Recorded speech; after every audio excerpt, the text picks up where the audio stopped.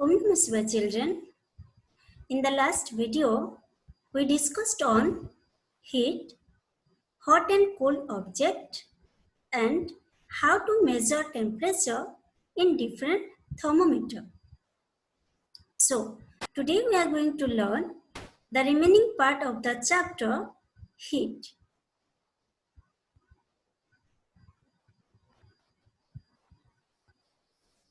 Let's start with the topic transfer of heat. In this, we will cover the following points: transfer of heat, conduction.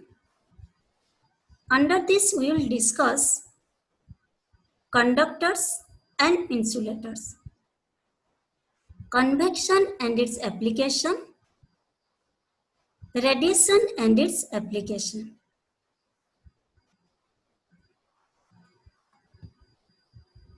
You might have observed that a frying pan becomes hot when kept on a flame. It is because the heat passes from the flame to the utensil. When the pan is removed from the flame, it slowly cools down. Why does it cool down? Because the heat is transferred from the pan to the surroundings. So, you can understand that in the both cases, the heat flows from a hotter object to a colder. Thus, heat flows from a body at a higher temperature to a body at a lower temperature. This is called transfer of heat. Heat is transferred in three different ways. They are conduction, convection, and radiation. Let us perform an experiment to understand what is conduction.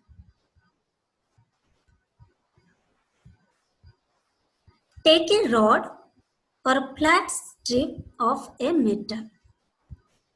Fix a few small wax pieces on the rod at equal distances. Fix one end of the rod in between bricks. Now, hit the other end of the rod and observe. What happens to the wax pieces? The wax pieces begin to melt and fall down from the heated end. Which piece falls the first? The wax piece closest to the flame falls off first. Do you think that heat is transferred from the end nearest to the flame to the other end? Yes. Heat is transferred from the hotter end to the colder end. This process by which heat is transferred from the hotter end to the colder end of an object is known as conduction. In solids, generally, the heat is transferred by the process of conduction. Do all the solid objects conduct heat easily? Let us find out through this experiment. Take a pot of hot water and dip one end of the articles like plastic scale, pencil, steel spoon, and dividers in this hot water. Wait for a few minutes. Then touch the other end. What do we feel?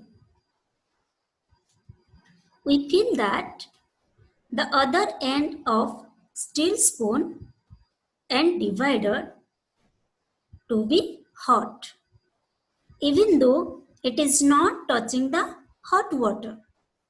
Whereas the other end of the plastic scale and pencil is not hot.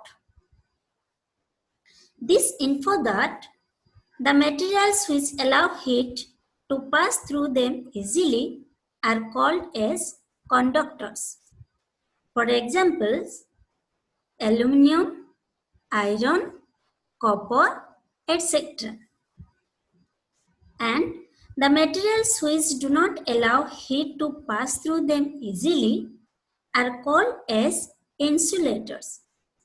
For example, wood, plastic, glass, rubber, etc. We know how heat spreads in solids. Now let us see how heat spreads in liquids. Take some water in a round bottom flask. Keep it on a tripod stand. Place a crystal of potassium permanganate at the bottom of the flask gently. Heat the water with a burner. What do you observe? The water becomes hot, expands, density decreases, it rises up, and cold water from the top moves down to take its place.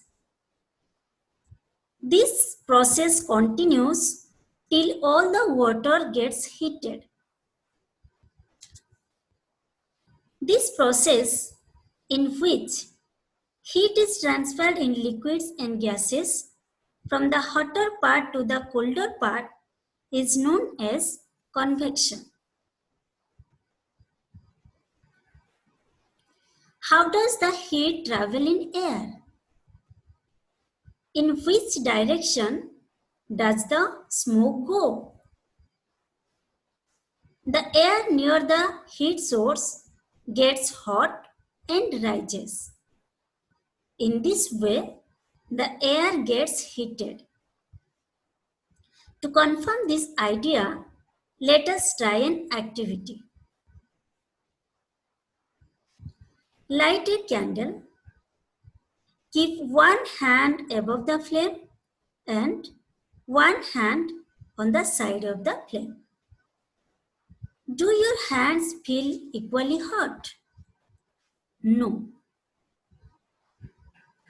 The hand above the flame feels hot because the air above is heated by convection. And the hand at the side does not feel hot because there is no convection. Let us understand the application of convection currents in everyday life. The people living in coastal areas experience an interesting phenomenon. During the day, the land gets heated faster than the sea. So the air above the land becomes hotter, rises. And cool air from the sea moves towards the land. This is called sea breeze. To receive the cooler sea breeze, the windows of the houses in coastal areas are made to face the sea.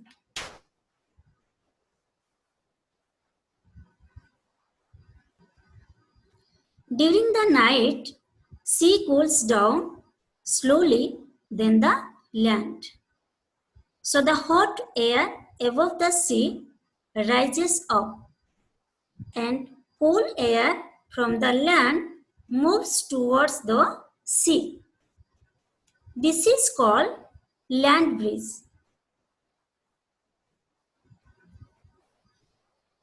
Smoke and gases from the houses and factories rises up the chimneys due to convection currents. Now we will learn radiation and its application. When we come out in the sun, we feel warm. How does the heat from the sun reach us? From the sun, the heat comes to us by another process known as radiation. The transfer of heat by radiation does not require any medium. It can take place whether a medium is present or not. Thus, radiation is the process by which heat is transferred from one place to another without the help of any medium. Let's come to application of radiation. When we sit in front of a room heater, we get heat by this process. A hot utensil kept away from the flame cools down as it transfers heat to the surroundings by the radiation. From the examples, we conclude that all hot bodies radiate heat. You know that in summer we prefer light colored clothes and in winter we usually wear dark colored clothes. Why is it so? Let us find out.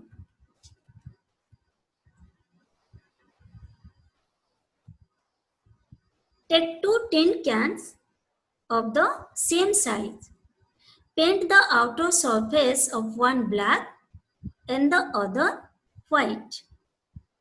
Pour equal amounts of water in each and leave them in the sunlight for about 1 hour.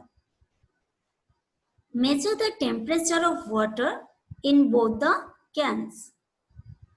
Do you find any difference in the temperatures? Yes. Then in which can is the water warmer? The water in the black can is warmer than the water in the white can. Thus, we can infer that dark colored surfaces absorb more heat than the light colored surfaces. Therefore, we prefer dark colored clothes in winter.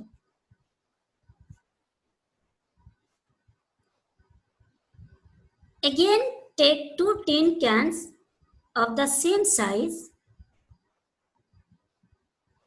Paint the outer surface of one black and the other white. Pour equal amount of hot water of the same temperature, say 60 degrees Celsius. Leave them in a room or set for 10 to 15 minutes. Measure the temperature of water in both the cans. Does the temperature of water in both the cans fall by same amount? No. The water in the black can is cooler than the white can. So, we conclude that light colored surfaces radiate or reflect more heat than the dark colored surfaces. Therefore, we prefer light colored clothes in summer.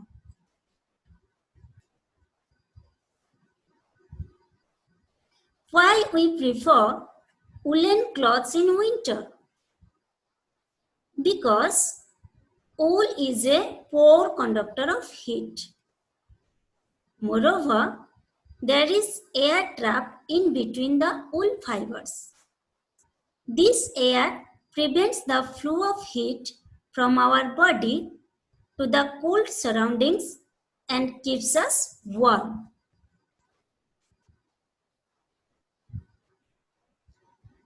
Children, let us recollect what we learned today. The heat flows from a body at a higher temperature to a body at a lower temperature.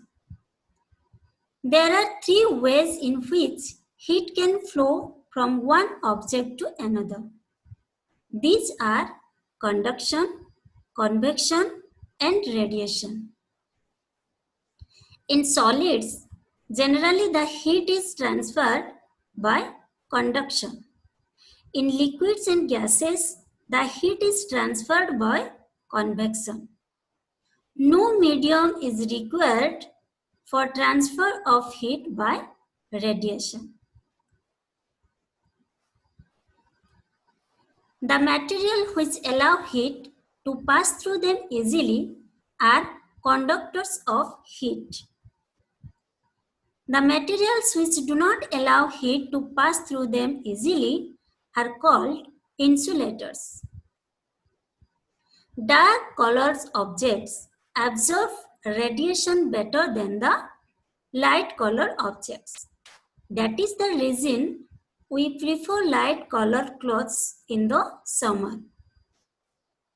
Woolen clothes keeps us warm during winter.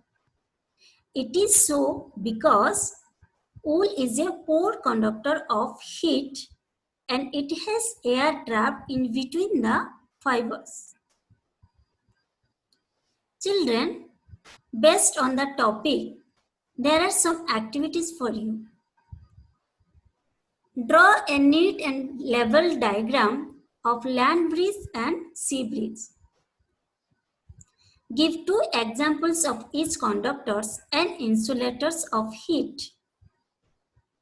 Wearing more layers of clothing during winter keeps us warmer than the wearing just one thick piece of clothing. Why? Complete question number 3, 4, 6 and 7 from the exercise of your textbook from page number 45 and 46. Thank you children. Have a nice day.